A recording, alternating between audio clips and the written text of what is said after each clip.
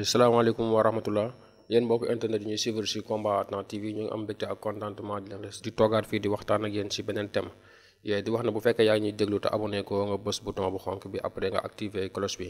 waaye tey dañuy ñëw ci constitution du Sénégal ak par rapport aussi ak ci mandat bi de la mandat présidentiel. Ok, tey dañu am benn invité de marque nekk suñu benn professeur mu tudd Papa Ndiaye nekk enseignant en droit public à l'IMC duñ def dara dudul bàyyi ko mu présenté wu après ñu dugg ci waxtaan bi salaamaaleykum wa rahmatullah professeur. waaleykum salaam wa rahmatullah monsieur Diba maa ngi am mbégte ak kontaante di teew ci seen émission bi di nuyuwaale ñëpp ñi nga xam ne ñu ngi teewlu seen émission bi di leen féliciter aussi ci cette initiative là. léegi tey ñu nekk ci benn contexte boo xam ne contexte su troisième mandat la ñu wax possibilité de troisième mandat am déet ñu ne balaa boobu nañ waxtaanee constitution Sénégal bi nga xam ne moom mooy charte fondamentale réew bi ñu bëggoon pour gars yi gën a xam la constitution du Sénégal mooy lan ak lan lay représenté ñu ne nañ la woo waxtaan ci ak yow tey boo ñu doon définiral constitution bi lan nga ñuy wax lan mooy constitution. Merci monsieur Diba ci sa question bu am solo bi ndaxte comme ni nga ko waxee mandat bala nga kaa tudd di nga tudd constitution te ku ne xam ne constitution buñ koy tekki ci wolof mooy charte ndeyu réew mi li ñu gën a xam ci constitution soo ko doon définir da nga naan am na ay définition yu bari ñu mën a définir constitution mais la définition bi nga xam ne ñëpp mën nañ koo dégg te mën koo comprendre mën koo xam da nga naan rek la constitution c'est tout simplement la base juridique de l'État mooy loi mooy charte bi nga xam ne mooy laluwaay bi nga xam ne État ci la reposé wu bon dañ naan rek la constitution c'est le fondement juridique tout simplement de l'État. Pourquoi le fondement juridique de l'État? Parce que un État aussi ne peut pas exister sans constitution moo xam constitution bi dañ koy bind wala ñu ñàkk ko bañ ko bind waaye mënta wéy sans constitution ndax constitution bi moo naan naka la ñuy état bi ban façon état la maanaam état unitaire la wala état fédéral la wala beneen xeet état la constitution bi moo naan nguur gi soo koy jël nii ak nii ak nii ngay doxale ba jël ko moo naan aussi état bi nii lay doxe te ci constitution bi aussi foofu la ñu wéer lépp li nga xam ne àq ak yelleefu doomu aadama yi loolu yépp nag boo ko dëxëñee moom la olof yi di wax charte ndeyu réew c'est la base donc juridique de l'État c'est la constitution qui définit le statut également de l'État c'est la constitution qui détermine la forme de l'État c'est également la constitution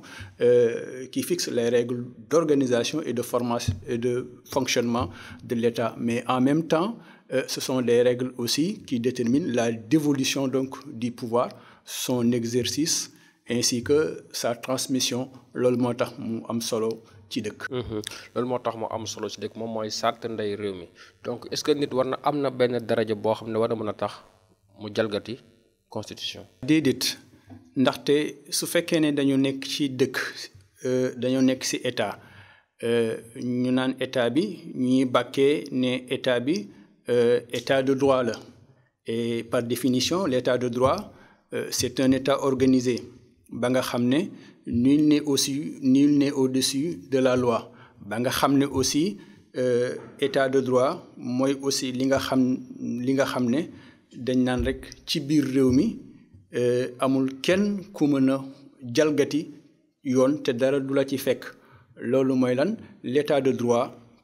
mooy la soumission à la loi du simple au particulier donc allant donc du simple particulier à la toute-puissance donc publique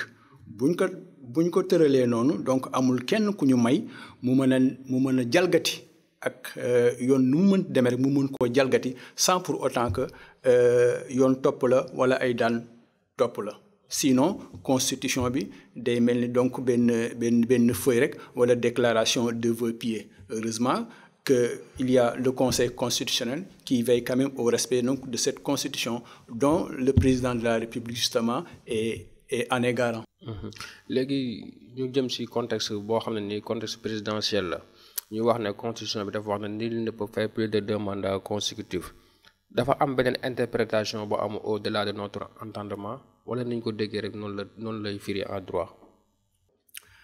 Merci encore une fois de plus. Cette question bi c'est une question d'actualité qui revient souvent. Boo nee entendement bi da ngay wax lecture waaye d'abord lan mooy mandat bu ñu nee l'état bi ñuy yor le Sénégal est un état démocratique bu ñu nee démocratie mooy le pouvoir du peuple askan bi moo yor doole ji wala boog moo yor nguur gi waaye xam nga démocratie moom boo ko tekkee ne c'est le pouvoir du peuple mais le peuple lui-même ne peut pas exercer le pouvoir mais en a délégué l'exercice à des représentants qu'il a choisis librement par le biais des élections transparentes foofu ngay dugalee mandat bu ko defee ñi nga xam ne ñoom le peuple bi choisir au premier rang desquels le président de la République fa ngay dugalee mandat donc mooy lan mooy ku nu jox askan bi ku mu jox baat ne la yow yaay jiite réew mi ci diir bii diir boobu nag mën naa uute ci dëkk yi ndaxte le mandat peut être limité comme le mandat peut ne pas être limité xam nga ñun suñu dëkk yi Afrique francophone bi nga xam ne Sénégal daf ko bokk y a ce qu'on appelle donc un mimétisme donc juridique loolu mooy lan loolu mooy ni France di doxalee la ñu doxalee ba ci président bi il est élu au suffrage universel donc ba ci mandat yi waaye mandat yi jóguñu rek limité ko wala jóguñu ko rek def li ñuy wax illimix maanaam mandat non limité ndaxte boo xoolee ci taarixu réew yi nga jël par exemple réew bu mel ni États-Unis si seen constitution bi nga xam ne ça date du 17 septembre 1787 ñoom constitution boobu mësta limité mandat de George Washington à Franklin Delano Roosevelt bi nga xam ne moom moo def ñeenti mandat moom la ñu élire 4 fois donc ba ci moom limité woon mandat bi waaye après moom lañ ne pour éviter nit ñi di am lu ëpp ñaari mandat ndaxte li ko jiitu George Washington ak ñeneen ñi ba avant Franklin dañoo def ku ci ne ñaari mandat mais constitution bi limité wul woon mais donc à partir donc Franklin lañ ne alors léegi nag jot na ñu limiter mandat yi waaye la constitution donc du 17 septembre 87 du 17 septembre 1787 limité ko woon mais boo bëggee gis limitation bi da ngay dem ci dans le 22e amendement foofu lañ limiter le mandat maintenant à 2 mais limité wuñ ko rek à 2 yam ci dañ ne képp rek moo xam mandat bi dafa consécutif ou non képp ku mës a nekk président boo xasee ba nekk président beneen mandat rek ngay mën a am soo ko bëggee donc ce qui veut dire quoi ce qui veut dire que kenn mënatul a dépasser ñaari mandat aux États-Unis avec le 22e amendement moo xam mandat bi dafa consécutif ou non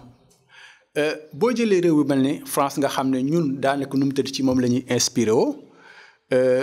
limitation de mandat bi daanaka mi ngi ñëw avec la réforme donc de Nicolas Sarkozy donc en 2008 bi muy limité donc le mandat donc à 2 ainsi ñu nit ñu limité suñuy mandat à 2 waaye suñu problème mooy que ne tëggin bi nii la demee dañ ne l'article 27 donc de la Constitution la durée du mandat dans son alinéa premier, la durée du mandat du président de la République est de 5 ans. ñu dolli ci beneen alinéa bu wax ne nu mu tëti nul ne peut exercer plus de 2 mandats consécutifs. loolu mooy lan loolu mooy ak koo mënti doon rek mandat moom boo xasee am benn yoon rek nga ko mën a tollanti benn yoon qu'est-ce que ko mën a tollanti lu tax parce que nul la ñuy wax dañ ne kenn mënta am lu weesu ñaar.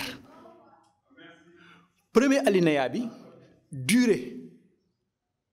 mandat bi la wax deuxième alinéa bi nombre de mandat la wax mais étant donné que le mandat kenn ki la il va de soi que donc mandat bi nga xam ne dañ la ko jox nga am ko benn yoon rek nga ko mën a tollanti. kon président Macky Sall amul droit wala amul possibilité nekkat président du Sénégal. xam nga bu ñu jëlee charte ndey réew mi en son article 27 lim ci wax dafa leer loolu dafay mel ni tax dañuy def un peu de juridisme boo génnee ci cadre bi ma wax léegi nga dugg ci éthique c'est le président de la République moom moo waxoon urbi et orbi que ne te de daf ko bindoon sax dans son livre Le Sénégal au cœur à la page 165 c'est mon second et dernier mandat bi mu nee c'est mon second rek la fa waroon yam waaye mu indiwaat ci c'est mon dernier day mel ne pléonasme te jaru ko woon mais dafa indi le dernier mandat rek pour filmer pour wane ne bu ñu ma falaatee en 2019 c'est terminé pour moi mais loolu kàddu président la. Tout le monde sait que cadre du président du cadre kaneen ndaxte cadre du président mooy ki nga xam ne mooy définir la politique constitutionnelle donc du pays donc littéralement loolu bu ñu ko xoolee foofu président amul droit 3e mandat bu ñu xoolee même ci contexte bi nga xam ne 3e mandat nu mu tëddi li ko inspiré mooy pour éviter la xewoon en 2011-2012. bu ñu jógee foofu dans l'espace même de la CEDEAO politiquement démocratiquement on est contre les 3e mandats parce que la plupart du temps c'est source d'instabilité en Afrique particulièrement en Afrique de l'Ouest. kon bu ñu jotee dégg sa wax par rapport ak éclaircissement yi wax ci amendement yi nga xam ne États-Unis amoon na ko 22e amendement bi ci lañ commencé limiter mandat yi ñu ñëw fii Sénégal aussi ñu commencé limiter mandat yi. Que le président a déjà fait 2 mandats consécutifs donc amaatul droit wala amaatul possibilité nekkaat candidat ci élection yi ñu jëm si d'après bu ñu déggee ci analyse mais souvent lu waral loolu juristes yi souvent dañuy mel ni kuy bëgg a jaxase xelu askan bi comme si des fois loi bi bu leen arrangé ñu xaw ko faral seen côté ci interprétation yi wala bu leen arrangé wala ñu bëgg a naxasal askan bi ñu xaw ko indi seen côté. loolu lan la ci droit wax. déedéet demewul noonu ndax xam nga droit wala loi xam nga ce n'est pas de l'évangile encore moins de la Torah ni aussi du Coran nit ko bind su ko nit bindee nit ku ne mën na ci am gis-gis waaye xëy na gis-gis ba mujj bi nga xam ne mooy prévaloir ci gis-gis yi yépp mooy gis-gisu conseil constitutionnel waaye le citoyen lambda. mën na ci am nu mu tëti gis-gis le juriste mën na ci am gis-gis waaye xam nga juriste buy analyser l'article 27 da koy analyser comme ci li ma la wax analyser ko ci contexte analyser ko ci lettre bi analyser ko aussi ci l'esprit yooyu yëpp bu dajee rek dalay wan ne possibilité 3e candidature moom ala kuleyal mënul ne xanaa bon ñu forcer ko te ñaanuñu yàlla nag ñu koy forcer ndax ñaanuñu yàlla dundaat li nga xam ne dundoon nañ ko ba tax ñu ne maintenant nul ne peut faire plus de 2 mandats consécutifs. waaw kon gars yi ñoo ko dégg nul ne peut faire plus de 2 mandats consécutifs affaire bi leer na ci suñu nopp tey ci Papa Ndiaye nekk enseignant en droit public à l'IMC dinañ gisaat beneen juriste waxtaan ak moom ci conseil constitutionnel xool ba xam moom ban interprétation lay am ci wax ju ñu parce que xam nga yéen juristes yi da ngeen xaw a doy waar tey da ngeen di ñëw gars yi nañu waaw lii la ñu waxee nii la ñu koy déggee nangam nangam mais incha allah dinañ si ñëw di la wax ñu ngi si suñuy fin nga wax sa dernier mot monsieur Ndiaye. xanaa di la wax ne rek juristes yi doy ñu waar dañuy joxe suñu xalaat rek par rapport liñ ci xam voilà di la remercier aussi di remercier aussi sa équipe technique rek di wax ne Sénégal dëkku jàmm la dëkku yoon la dëkku démocratie la moom la ñuy bàkkoo bon nag kenn amul droit kenn warul la nu mu tëti jalgati yooyu ñi nga xam ne mooy suñu bàkk. kon ñoo ko déggandoo kenn amul droit jalgati li nga xam ne mooy suñu bàkk mu nekkoon Papa Ndiaye ni ñu koy wax monsieur Ndiaye nekk enseignant en droit public à l'IMC moo doon wax defal waxtaan tey ci constitution ak si mandat bi ñu am woon mbégte ak contentement doon ko invité parce que suñu professeur la suñu idole la koo xam ne daf ñuy baaxee ci xam-xam la ñu koy jaajëfal bu baax a baax di leen jox dig daje ci beneen émission ci combat à temps TV di leen waxaat ba tey ngeen continuer di abonné ci suñu page pour yeneen émission incha allah jaa ngeen jëf salaamaaleykum wa rahmatullah